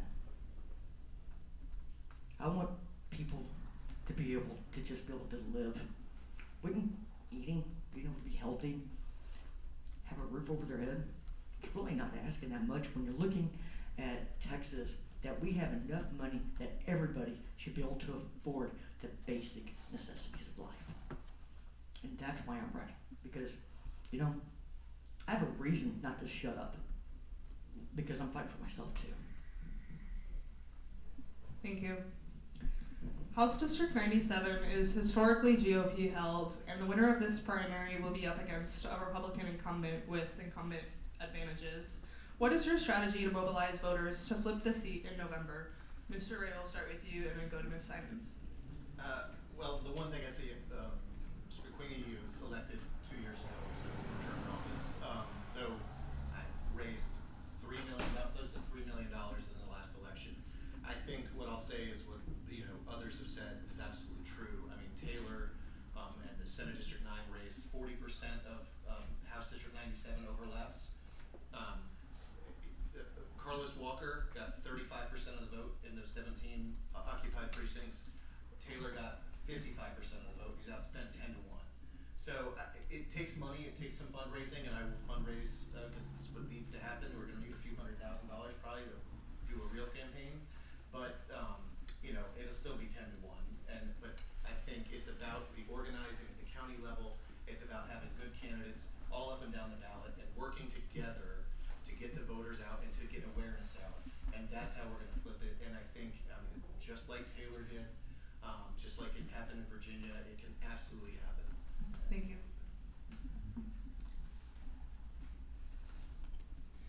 Well, I've met Mr. McQueenie, and he's a good guy, but he's not honest. And that's what we need, is somebody with honesty, somebody with ethics and morals, somebody that can sit there and admit if they're wrong. Because sometimes we make mistakes, but also talking to people makes a difference too. And when you don't go out and you don't talk to people, well, you're not going to be voting for them. You're going to be voting for the person that gives you that donation. And we got to get rid of this corrupt political system that we have. And so, school vouchers, he voted against it. And, well, you know what?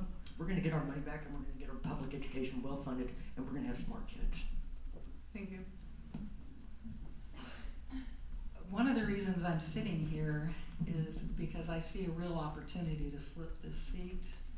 I ran for this seat in 2018 because I was, again, furious for some of the reasons that you all have been talking about.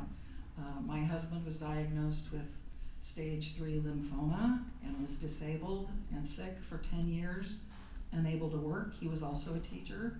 We had teacher insurance, and it sucked. And it basically moved us from upper middle class to middle class, to struggling because he wasn't working. And I talked to my favorite person, Craig Goldman, so many times, and he kept saying he was going to do good for us, but it didn't happen. So I know lots of people. I've lived in the district for 44 years, worked at the school for 29 years. I have deep roots in the community. I know lots of people. I'm also a docent at the Kimball Art Museum for the last 15 years. Thank you. Know lots. In both the Texas legislature and Tarrant County, there's been concern over how new voting maps could impact communities of color. What are your thoughts on the new maps and their effect on Tarrant County, and how do you plan to ensure you are representing all your constituents, particularly as white people? Ms. Simons. Yeah, I knew that was gonna come.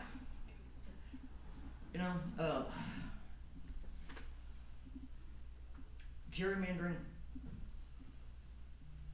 If they gerrymandered it one more time, it would be perfect for us because they can't get any worse. They have literally sat there and taken circles around areas and moved them out.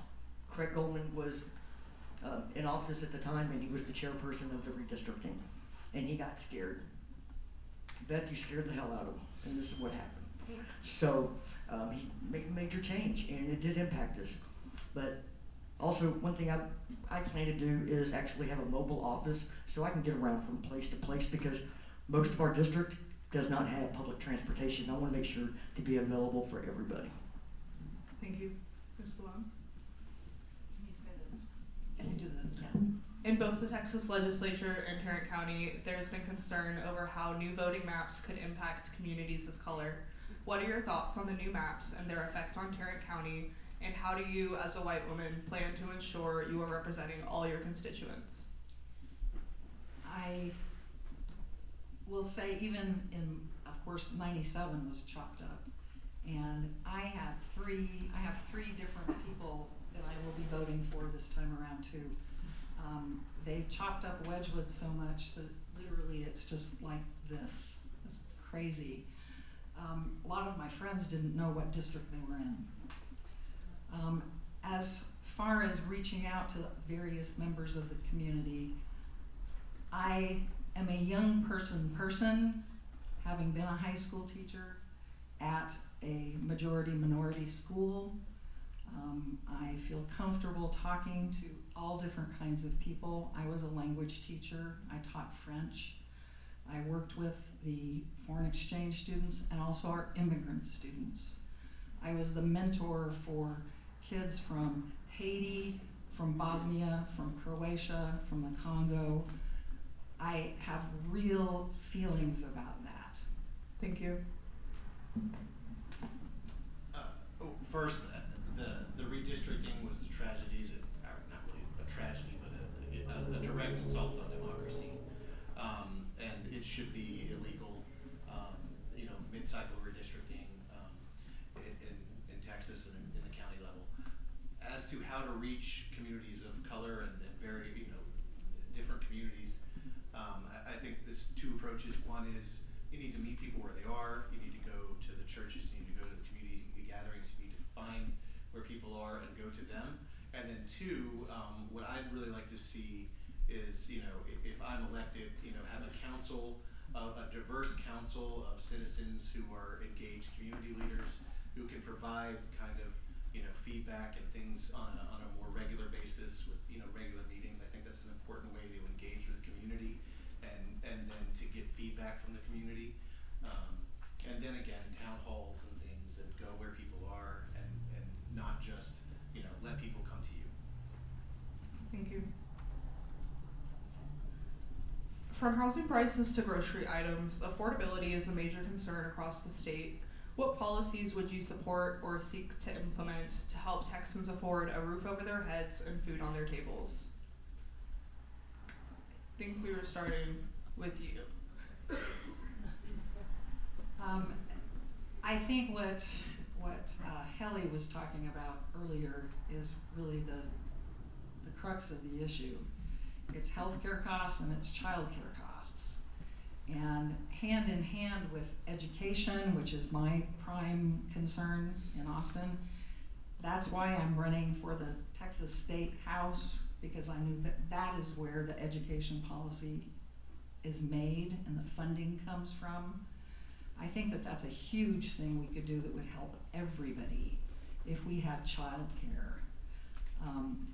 Bringing back Medicaid dollars from DC, which Governor Abbott has refused to take.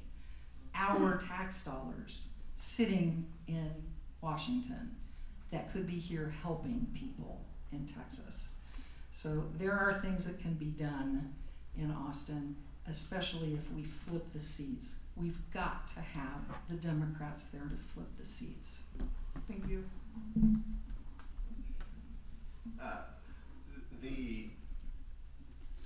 Sorry, what was the question again?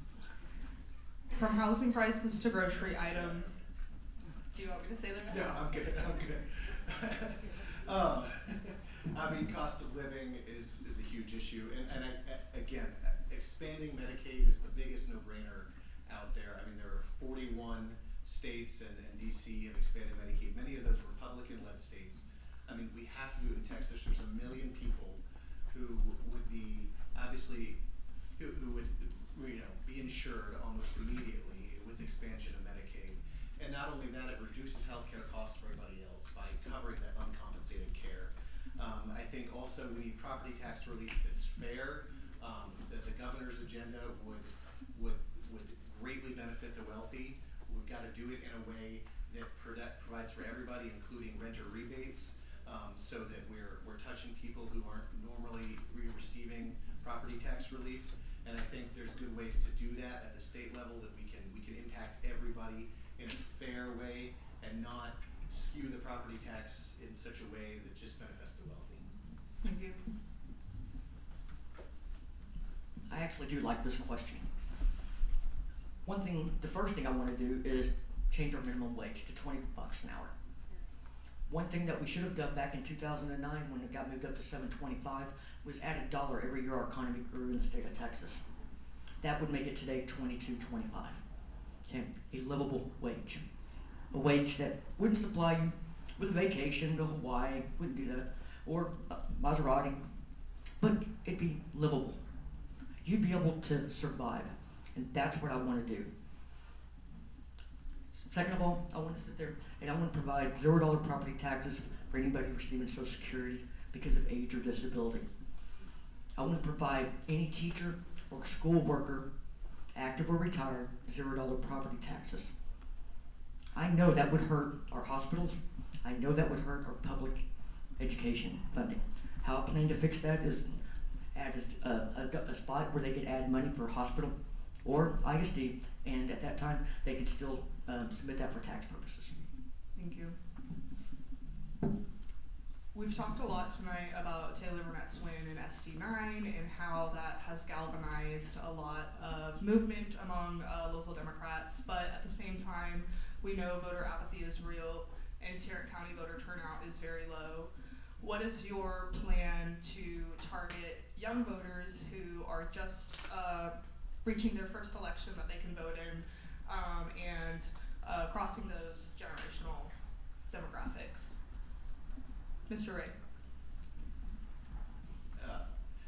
Yeah, I mean, it's, again, we've got to go where people are. We go to the, to the college campuses, well, they're at UTC, may not here in Texas, but you go to the college campuses where you can and engage the students, engage, to the extent you can at the high school. We get the, it's got to be more nonpartisan, but the, and have a targeted outreach to young voters is absolutely important. We know that people are going to be engaged in this election at levels that they haven't been for a very long time.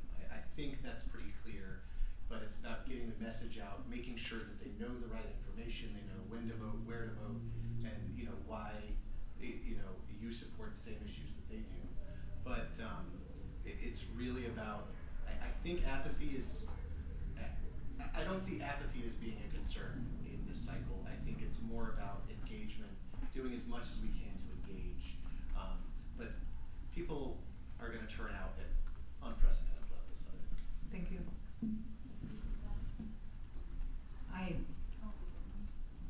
Ms. Simons, and then to you, Ms. No, you're good. If you would like to go, I don't always offer. And I'm wasting a couple of my seconds here, so. We're playing nice, guys. Okay. Okay. So, I believe as a VDR, you go to locations where they're at. If that means you go to a football game, a volleyball game, go to their classes, go to a bar. Okay. I'm old enough, I can do that. Make sure they're drunk, but they got their ID, so, make sure that you can get them, just register. Okay, just joking about that. But the deal is you want to make sure that you know that you're there for them.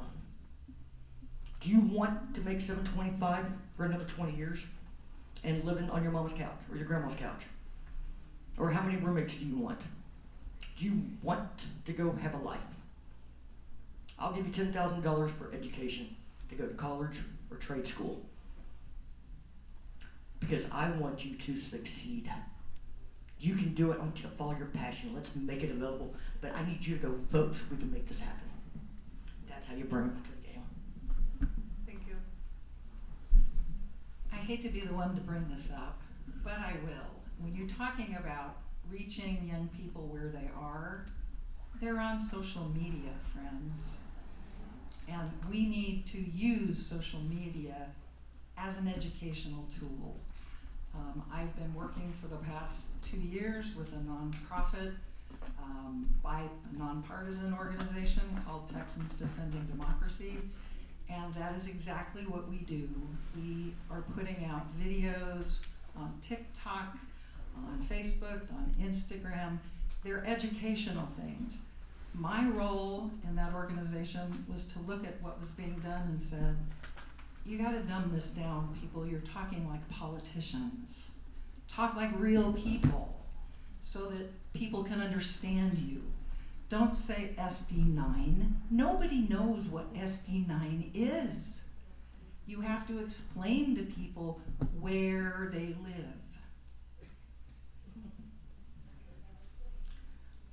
We have time for one more question before closing remarks, and I'd like for each of you to address the ICE shootings in Minneapolis and across the country, and how, if elected, you view your role in collaborating with federal immigration authorities while keeping residents safe. Ms. Simons.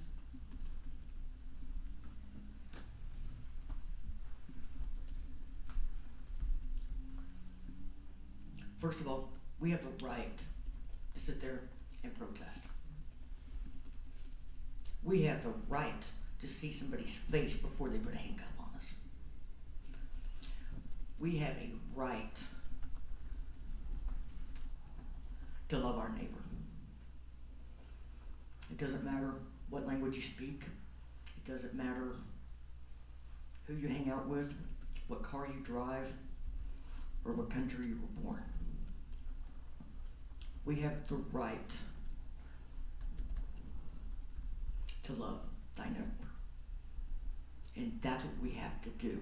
And if that means that you vote for every single damn Democrat and get the governor out, get everybody out, get the senator out, because that's what's gonna make the change. I can't do it just as a House rep. I need every single level of government. We all do. We can't, this is not just a state thing, this is an everyday situation, and we gotta make that change first. Thank you. I think what we have seen happen in Minneapolis is an example of what we need to do here. We have to speak up. When we see things happening, we have to stand up for people. I have had friends who have texted me, hey, I think ICE is down there at that convenience store, and we like hop in the car. Half the time they're gone, but that's the kind of vigilance we need to have. We've got to protect our neighbors. They're our neighbors. I do not make a distinction between people who are legal residents, illegal residents. They're my neighbors. And I think that we need to continue thinking this way. I'm feeling more optimistic than I used to, because I think people are finally waking up to the really horrible things that are going on. We can't have a mass detention center here in North Texas. Thank you. The state has an obligation to protect our residents and to ensure that their civil rights are protected. And if there are agents from the federal government who are coming and violating the law, the state must hold them accountable. And I think, obviously, as a single member of the legislature, I can't wave a magic wand, but I mean, we could see wholesale change in Texas in this election. We absolutely could. If we win House District 97, in all practicality, we won the Texas House of Representatives. And I think that is very achievable. The Senate, a little bit harder, but and Gina can win. We can beat Abbott, and we need to make change.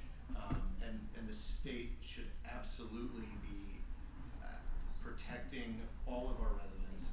I believe we have to have reasonable immigration laws, but we need immigration reform. We need a system that makes sense and not what's going on right now. Thank you. At this time, you'll each get 90 seconds for your closing remarks to summarize why you're running for this race and what makes you the best candidate.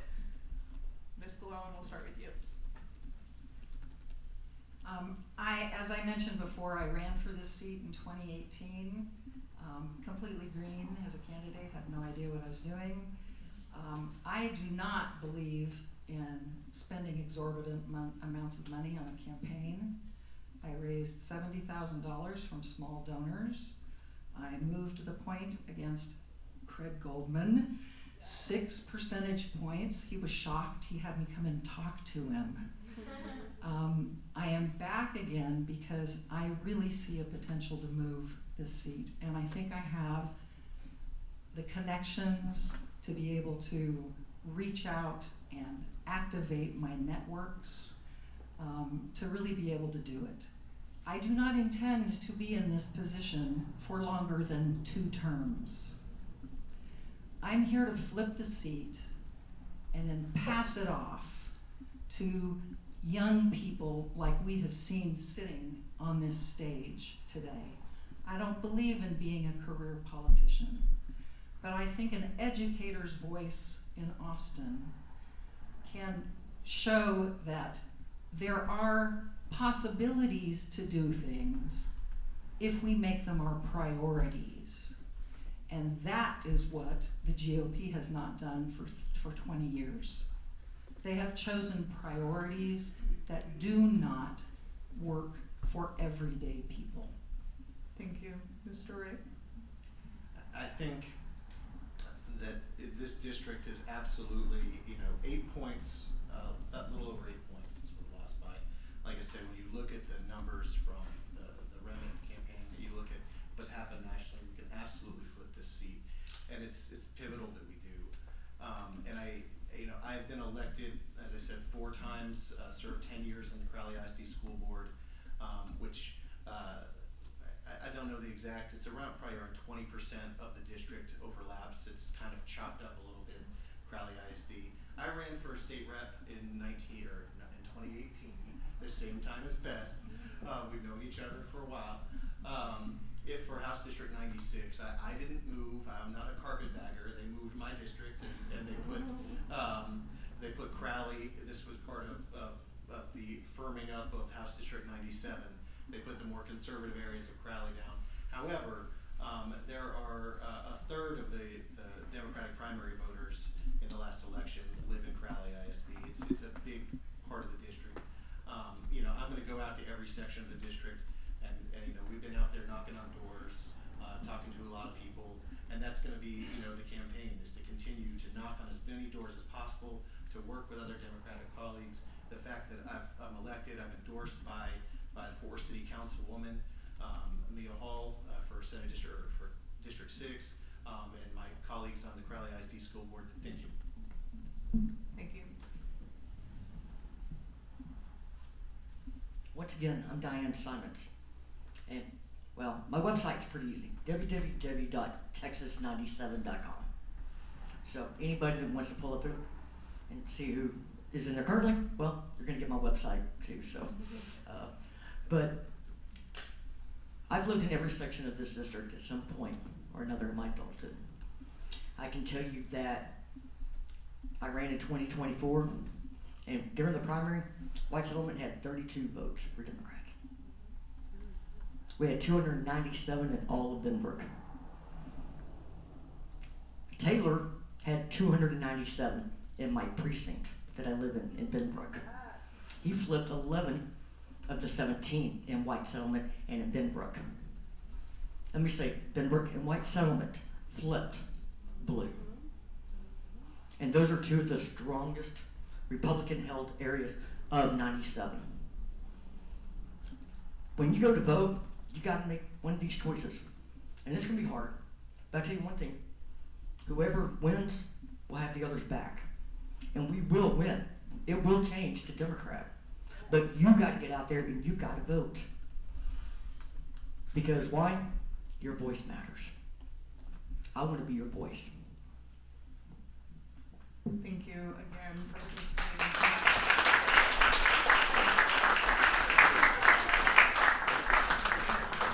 At this time, we're going to invite any other candidates on the Democratic primary ballot to come forward. If you'd like to have 60 seconds for an open mic, we want to give that opportunity to other candidates to just introduce yourself and why you're running.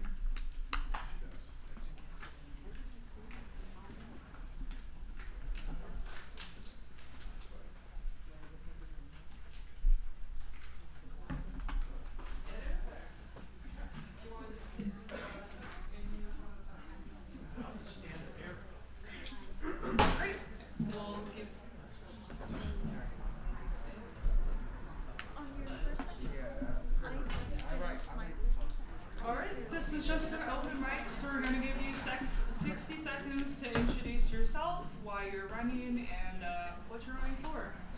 My name is John Buchwald. I am running for Congressional District 24 against Big Bad Beth Van Dyne. What has been happening over the last 10 years? People have seen the American dream slipping away. And what's that done? It's created fear. So what do? They'll take any solution, even if it's self-destructive, even if it's Donald Trump. They'll do anything to get some sense of change and security. So what do we need to do? We need to restore the American dream. That's what I'm running on. I'm running on, besides restoring the American dream, my skills of 18 years in high-tech and healthcare globally and change management. Congress is a broken organization. I spent years fixing broken organizations. That's what I do. I can't fix Congress myself, but we need those skills in Washington if we're going to make any strides towards fixing Congress. So that's why I'm running. My website is www.citizensforjohn.com. That's citizens, FORJON.com. My parents saw me when I came out and said, we better keep it to 3 letters, so it's citizens, FORJON. That's my name, John Buchwald. Thank you. And we're gonna hear from one more. And so exciting. You get 60 seconds. Gregory Lewis. I'm running for county clerk for Tarrant County. So if you can vote for any of the wonderful candidates you saw here, you can also vote for me, okay? My plan is very simple. I call it the AAA. Accessibility, anti-discrimination, and accountability. All right, the accessibility, right now if you go to the county clerk's office, you have to give a ton of information. Name, address, phone number, blood type, zodiac sign, your firstborn child. It's ridiculous. It should be more like the library where if you know what you want, you go in, you get it, you go home, okay? Anti-discrimination. I have personally visited every county clerk's office in Tarrant County, and I'm sad to say I found 3 instances of discrimination. They don't know it yet, but I'm about to be their boss, and I keep notes, okay? And accountability. One of the things that I want to do is I want to mirror a site on the county clerk's website, and every elected official in Tarrant County and the state, I'm going to post what they said they were running for versus what they actually voted for in the legislature. And my saying is, don't believe what they told you, believe what they showed you. Gregory Lewis for county clerk, thank you. Thank you, Mr. Lewis. And thank you everybody for hanging out with us all night. This has been great and we appreciate everyone's participation. Just a quick reminder, early voting starts next week, February 17th to 27th, and election day is March 3rd. We're finishing up our Tarrant County voter guide, which will be going live next week, so please check it out. And now I'm just gonna hand us back to Mike to close us out. Thank you. Again, Cecil, great job. Let's have a round of applause for our moderators, Cecil and Drew, and for all of our candidates. Again, really appreciate the partnership with Steer Fort Worth, the League of Women Voters of Tarrant County, and again, it's been an inspirational and enlightening night, and we encourage you to read tomorrow in the Fort Worth Report all about tonight's event that you witnessed live. And for those of you on live streaming, please check out the Fort Worth Report tomorrow. Thanks.